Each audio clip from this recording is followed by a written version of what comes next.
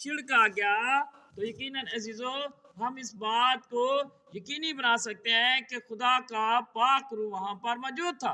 फिर मैं पढ़ता हूँ क्या लिखा है। फिर वो उस बछड़े का कुछ खून लेकर उसे अपनी उंगली से मछली की तरफ सरपोश के ऊपर छिड़के। क्या करना है? मछली की तरफ सरपोश के ऊपर क्या करना है? उसने छिड़कना है।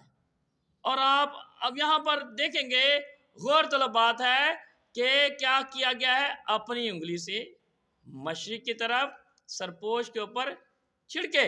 और जब छिड़का गया तो आगे एक और अमल क्या है कि हमें नजर आता है कि क्या कहा गया है? ये लिखा गया और सरपोश के आगे भी कुछ खून अपनी उंगली से 7 बार छिड़के। अब ये 7 का जो अदद है ये क्या है कि कामलियत का अदद है, ये खुदा का अदद है। और खुदा को ये अमल इसलिए पसंद आया है उस वक्त क्योंकि क्या है कि खुदा ने ये डिमांड की थी। खुदा ने कहा था कि हारून खता की कुर्बानी के बछड़े को जो उसकी तरफ से है आगे लाकर अपने और अपने घर के लिए कुफारा दे। ये कुफारे की कुर्बानी थी। आगे जब हम 15वीं आयत में पढ़ते हैं बार 16 बाब उसकी 15वीं आयत में, तो यहां पर भी क्या है कि यूं मरकूम है, फिर वो खता की कुर्बानी के उस बछड़े को ज़िबा करे जो जमायत की तरफ से है।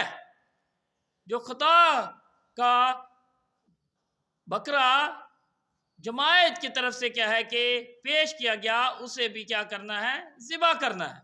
और उसके खून को पर्दा के अंदर लाकर जो कुछ उसने बछड़े के खून से किया था वही इससे भी करे।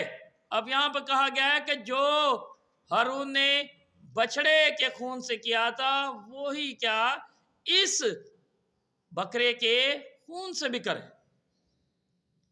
वही इससे भी करे, ये लिखा गया है। हुक्म ये है। और खुदा के हुक्म को क्या है कि जब खुदा के मुकद्दसीन पूरा करते थे तो आप ये जान सकते हैं इस मान से भी कि खुदा का रूह कितना खुशनूद होता होगा, खुदा का पाक रूह कितना पसंद करता होगा इस बात को कि मेरे लोग मेरे कहने पर क्या है कि ऐसा करे।